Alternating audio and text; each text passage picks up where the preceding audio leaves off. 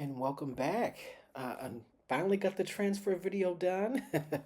Excited to talk to you about some of the big transfers that have taken place that headline this season. And we'll talk about the women and the men, but this is not in any particular order. These are just to me some of the most noticeable transfers. Some recent, some not so recent.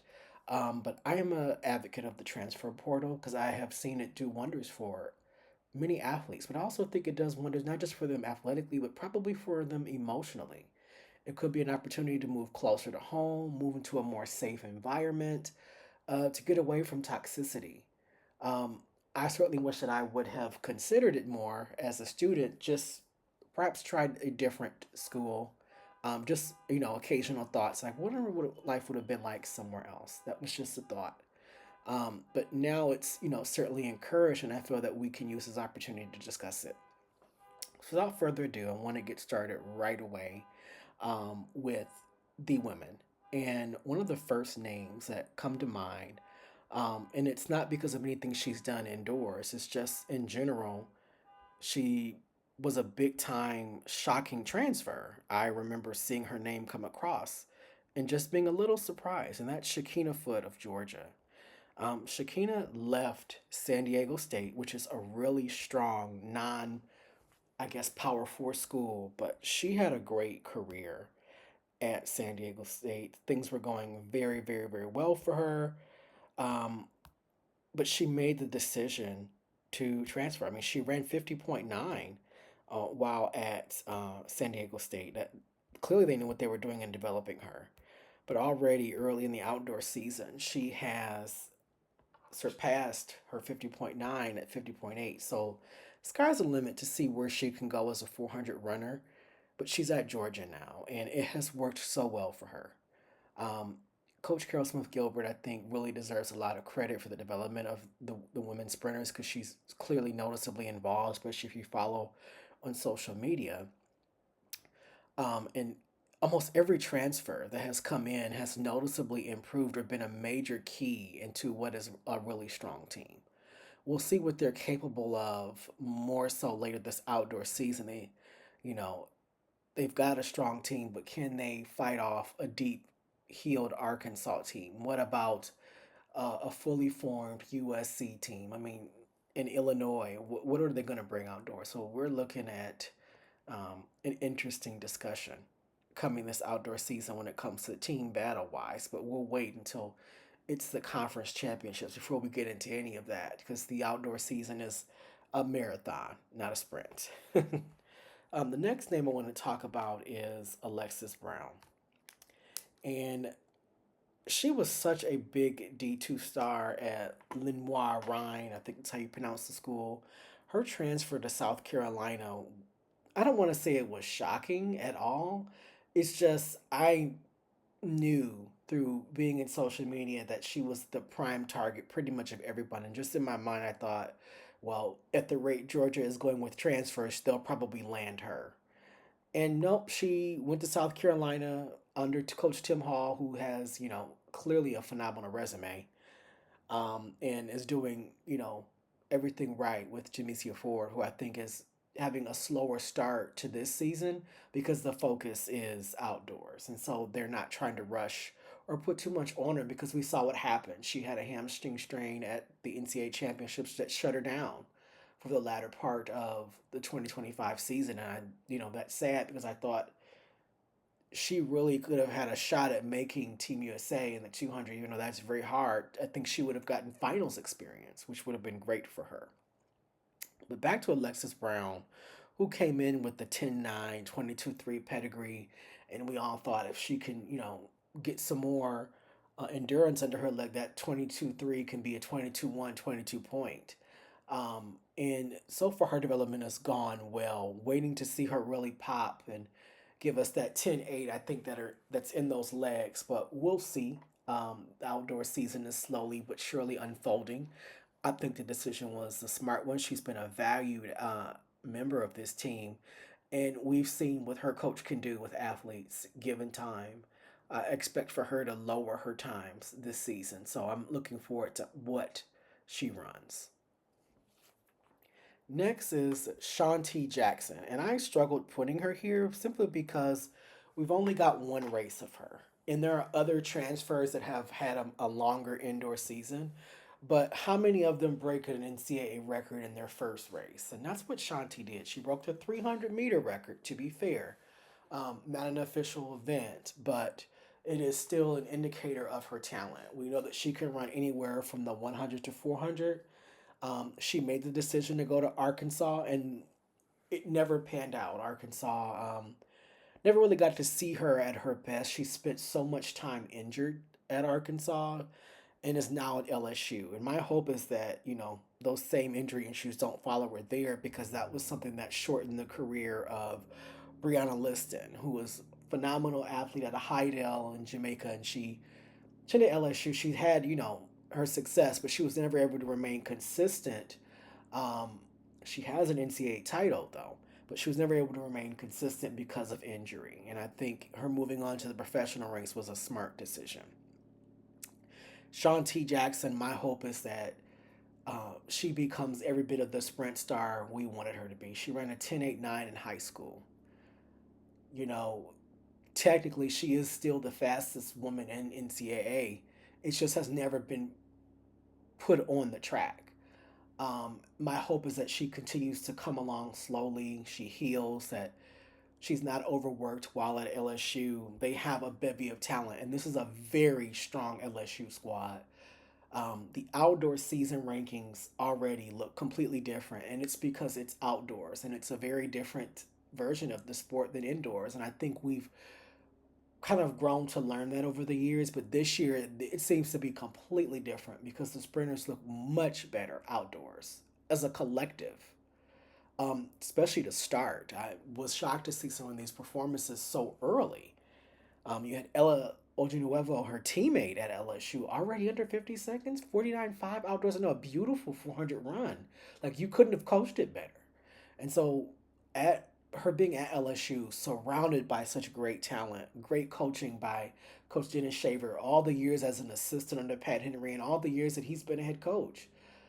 He has coached a number of phenomenal sprinters, and my hope is that Shanti is the next one.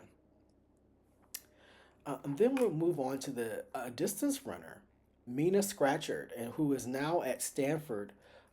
Excuse me, Scatchard, who is now at Stanford, transferred from Princeton. An All American while at Princeton, and looking like she's going to continue that All American success at Stanford. She debuted her outdoor season at the Stanford Invitational this past weekend and claimed the top ranking in the 800 nationally. Um, and we know that she's more of a miler, and we'll see what becomes of her performance while at Stanford. But my eyes are open, and I'm really excited to see what happens with her. I really wish Stanford was still going to the Penn Relays, because I really want to see her up close and in person. And that may happen. I may get lucky and get to go to the NCAA Outdoor Championship, because I certainly think we're going to see her there. But she's having a great start to her career. Coach J.J. Clark doing a phenomenal job with his runners at Stanford. I think that his distance runners at Stanford are closing the gap to how they were when he was at Tennessee during his heyday, when he was winning national titles. He had such a strong middle distance squad, breaking NCAA records left and right. And, Mena has such a great track record at Princeton, and her coming right over to Stanford to do, you know, personal bests in some of her debuts, excellent way to start her career. Moving back to the sprints, we'll look at Alicia Barnett of Ole Miss, who transferred from Missouri. Alicia Burnett is one of two big time transfers from Missouri we'll mention today. And she's, going to be a name that I'm sure I'll be mentioning in a video recap at some point this season, especially after how strong her indoor performance was. We know that she shocked the world and won the SEC title. And I know I called her a freshman. My apologies. She wasn't a freshman. Obviously, she's mentioned here in this transfer video. It just was her first season at Ole Miss. She ran that 7:08 and she tied the NCAA lead, and she's got an All American. And I think that she's going to take what she learned from the indoor season and transfer it outdoors and do even better. We know that Ole Miss as of late has done a pretty good job developing 100-meter sprinters, even though former sprint coach Holland Shearer left and went to Florida and is doing a good job there. The coaching staff at Ole Miss now, sorry, he draws a blank, but he fits right in. He's doing a phenomenal job. They've broken the men's 4x1 record already, and it's clear Ole Miss is going to be a threat in the sprints moving forward. We just need to prepare for it. It's not going to just be one or two people. It's going to be a great group. I think Alicia Burnett has proven that they know what to do with their women's sprinters as well. Looking forward to seeing what she does this outdoor season. I think she's another candidate for sub 11 seconds in the 100. Moving to a big time name, Akala Garrett. I don't know what happened at Texas. There's so many rumors on social media because, as we know, there was a mass exodus last season. At the end of the outdoor season, there was clearly some disconnect with the coaching staff and with the athletes. Most of the sprinters that you're seeing on Texas this year um, are new. They're transfer in or they're new. So many of them from last year's team have transferred away, and for some, it has worked out very well. And Akala Garrett is the prime example. She had a strong indoor season as a hurdler. In the 100 hurdles or the short hurdles are not her strength. Her strength is the long hurdles, 400 hurdles, and she proved that, earning All American honors on that really great South Carolina 4x4. And she's, leading the way. They have another great one. They won the Florida Relays against a strong Florida team, against a strong Tennessee team. This is a really strong group, and she's, I think, the highlight. She already leads the nation in the 400 hurdles with a 54:22. That is incredibly strong. Will she give us times like Savannah Sutherland gave us last year from Michigan? We don't know. Savannah Sutherland is going to have a great professional career. I think she's going to be an Olympic medalist come LA. We'll see where she places. I mean, that's it. Sky's the limit for her. I mean, no more Sydney McLaughlin, and Famke Boyle is going to be an 800 runner. Um, so we'll see what Savannah does, but we'll also see what the Akala does, because with a time like that, are we going to see low 53? And South Carolina is another school. I wish you guys would come back to the pin relays too. I want to see South Carolina up close in person. It may happen. I'm thinking of driving to the SEC championships at Auburn. I really, really want to see what Akala looks like up close in person. She's such a great long hurdler. She proved that last year at Texas, whether she was a sophomore or even the year before that as a freshman. She is a consistent high level performer. And I think that's going to continue to happen now that she's under Coach Tim Hall. Next thing we're going to talk about is Vimbayi Masfuera of Auburn. And if I'm mispronouncing any names, I apologize in advance. Please correct me. I don't feel any type of way when you correct me. I want to be corrected because I want to make sure that I pronounce your name correctly. But Vimbayi left Auburn, and she, to me, of all the transfers, was the biggest head scratcher. At Auburn, she ran 50.25, and sprinting at Auburn is going so well under Coach Leroy Burrell. They have everybody shook. They have really dug in and done a great job of recruiting athletes from many different African nations, but they've all performed well, along with athletes from Asia. So they've performed exceptionally well. Um, and Auburn is a track program with a really, respected history. They've competed for national titles before. They've been very close. Um, Auburn is a great program, and Coach Leroy Burrell, I think, is going to take them to the next level. So seeing her leave Auburn to go to Georgia, and I don't think for her it's been the biggest, most successful transfer, but we'll see. She has a personal best of 50.25, and will she get back to that or lower that? That is the expectation. Georgia has a lot of 400-meter talent. No secret, they've done a phenomenal job of developing indoors. Dejanay Oakley won the 400. And she snuck into the final but found a way to win it. Um, and we're looking to see what becomes of her, what becomes of Shaquena Foot. I think we're expecting for her to make the leap within a couple of weeks. Now, let's move on to the men. And I think the first big name is a really good one, and that's Jerome Campbell. who left northern Colorado to Arkansas. He is from Jamaica. He has the speed, he has the technique. Jerome Campbell is a joy to watch as a hurdle sprinter. And I think the hurdles are going through a bit of a renaissance because I don't recall the hurdlers being this fast. Um, in the past, because technique is king, and I will rest my hat on that. Technique is king in the hurdles more than any other time. However, Grant Holloway, I think, more so than Terrence Trammell, has kind of revolutionized the event because Grant not only has world class speed, where he could, if he wanted to, especially during his early portion of his professional career, he could have just stepped down and did the 100 all on its own, and he could have been a medalist. Grant is that fast, similar to that of Terrence Trammell, but what Grant had specifically during his, in the 60 hurdles or during his, 2 year run where he won the world title and then the Olympic gold, his technique was really meeting with his speed. Now, it's still, in a weird way, a slight hindrance to him, especially now.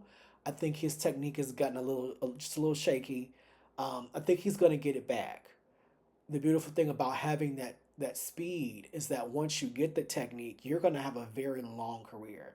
Like Grant is still world class. He's still going to be, at least my expectation is next year, a world championship finalist. He decided this year to not do indoors, and that leaves the door open. And then you have this young guy, one of these really young talents, Jerome Campbell, who made to me probably one of the smartest decisions because I don't think he was being coached to the level that he's capable of. And I say that respectfully and not to be disrespectful to the coaching staff. It's because the school is where it was, and I think he's an athlete that thrives in strong competition. Also, in a more warmer weather climate, I know that sounds so archaic to some, but I stand on that. The warm weather does phenomenally well for sprinters. We've seen it over and over and over again, specifically those who train in warm weather. Let's be honest, there's a reason why most of the professional athletes who are sprinters train in Texas, Florida, or California or Georgia. They want the warmer weather. And Arkansas is right by Texas, and they've been phenomenal with developing their sprinters and their hurdlers. Even though they're known as a quote unquote distance school, they've done a phenomenal job with the development of their sprinters, probably more than anybody recently. And, you know, things didn't go well at the indoor championships for Jerome, but he had a phenomenal season. A 7.48. Anytime you're dipping under 7.5, you're a legit threat as a hurdler. And he also has low six speed as a 60-meter sprinter. So he has a 13.2 PR, a 10.1 PR. He's going to lower that, and I think he's going to be around 13.0. Maybe he gets under 13. This is going to be a crazy fast year for the hurdles, and I'm excited to see what Jerome adds to the discussion. Next is a really big name, and that's Jelani Watkins. I don't think anybody, and this is with the great group that we've been talking about today, but I don't think, and ironically, the next thing we mentioned is going to have a big to do about this as well, but I don't think we saw him having this type of indoor season. And he's to me probably the 1B or 1A of transfers. He showed up to Arkansas, obviously leaving LSU after the football coach was let go. Uh, I think he wanted a fresh start, and Arkansas was the right spot. And my God, from the moment he put on that Arkansas jersey, he's just been a revelation. He was a gamer in high school. We know he anchored the fastest high school 4x1 ever in history, world history, because they ran sub 39, 38.9. And then they turned around and ran 39.1 also. So the two fastest were anchored by him.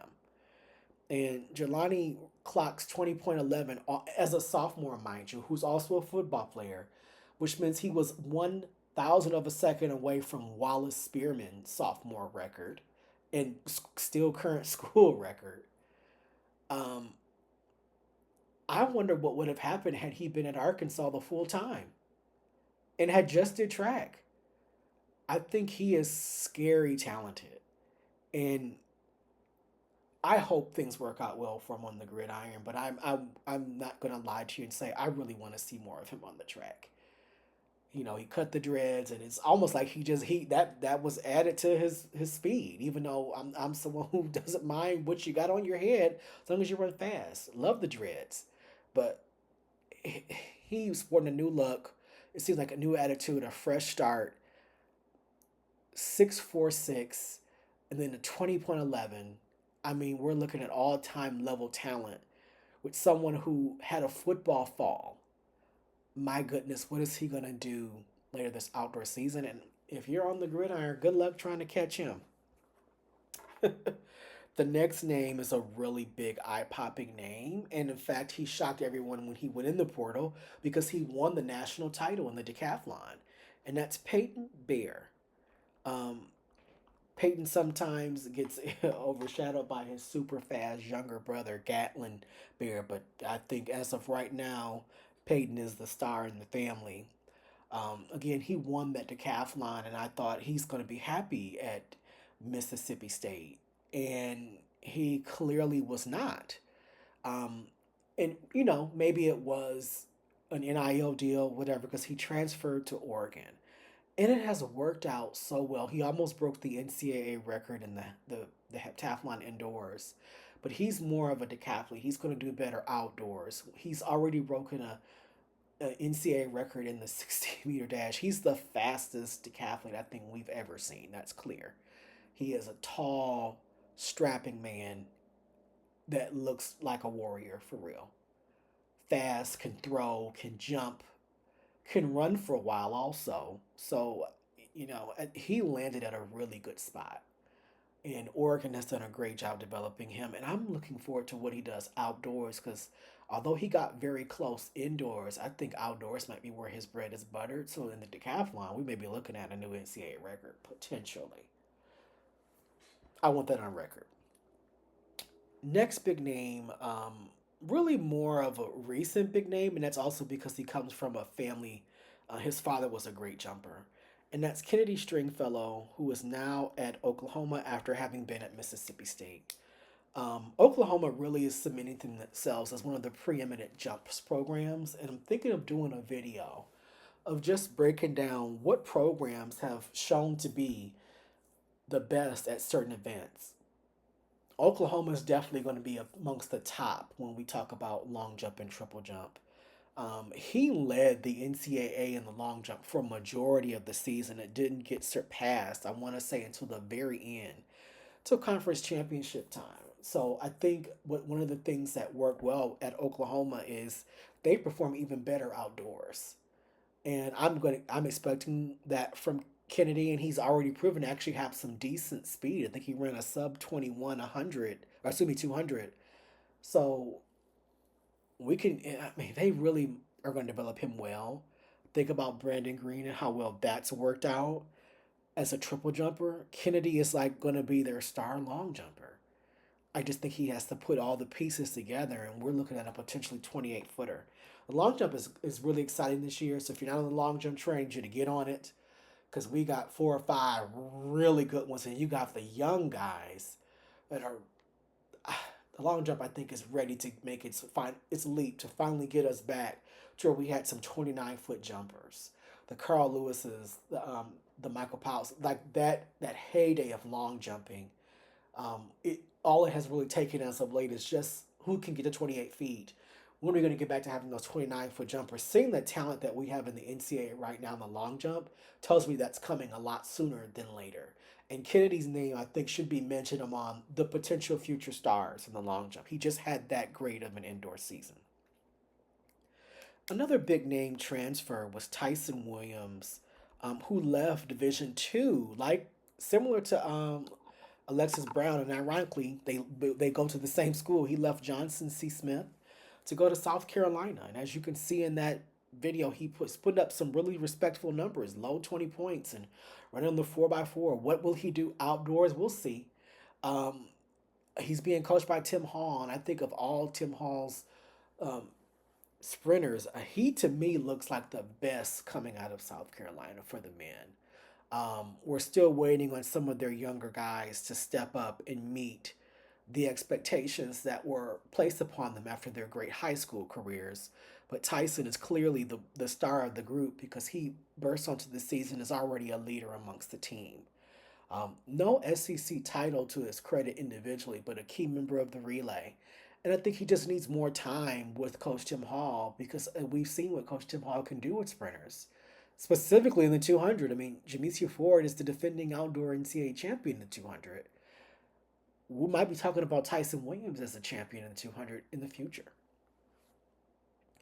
Now, moving on to our thrower, excuse me, not our thrower, but our other primary jumper, and that's Jonathan Seremes of Texas Tech.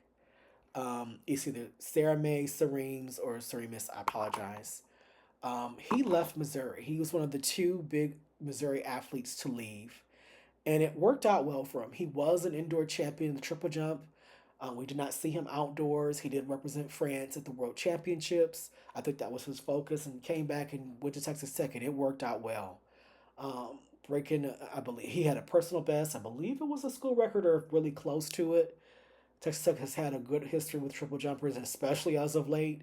And he's just to the next one to put a feather in their cap. The coaching staff there are doing a phenomenal job with their jumpers and with their athletes overall. Texas Tech um, has elevated themselves to being, just Big 12 contenders. So they're a national title contender.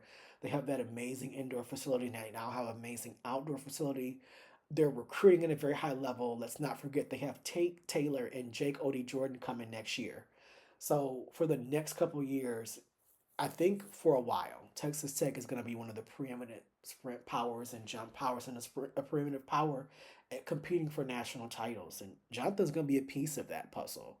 He was a very, very good get for them in the transfer portal, and it has gone so well for him. Again, I advocate so heavily for the athletes when they need a new space, when they need a fresh new start, or things did not go well. It does not. They should not just be sitting there suffering. They should be allowed to move on and get a new fresh start. Next big name is Reuben Reyna, and he surprised me when his name was mentioned in the transfer portal. In fact, I thought it was a joke until I recognized it was coming from all the reputable sources within the track and field space, specifically on social media. And I thought, why would he leave Arkansas? It's going so well for him there. And, to be fair, to me, it's I always am wondering why leave Arkansas when you're developing well and you're also at a school that routinely competes for national titles. They have more than anybody.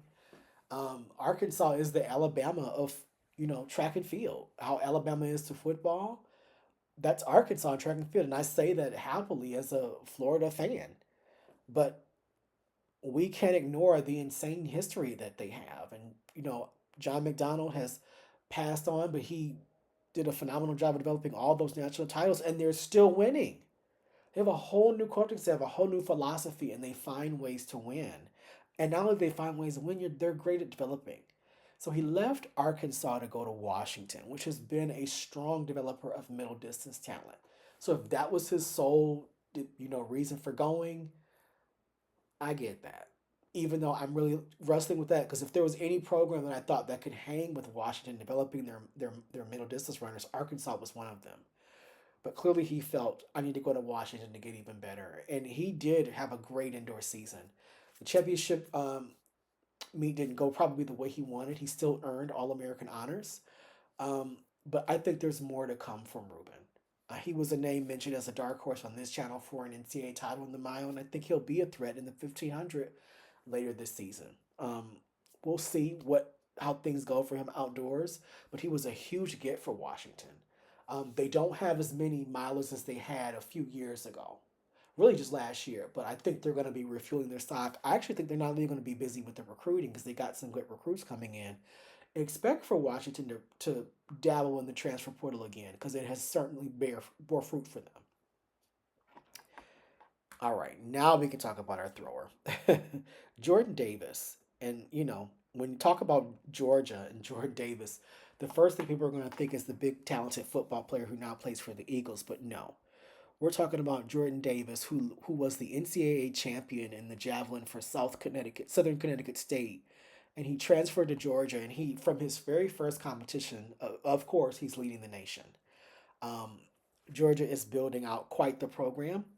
I think the area in which they're strongest on the men's side, outside of being really good with 400 runners, they're very good with their throwers. Not just javelin, but shot put, discus, and hammer. They seem to have a capable athlete in every throwing event, and he's their big, capable athlete in the javelin. And they've had some very good success in the past few years with javelin throwers and also with transfers to for the javelin. So it's been a real win for them.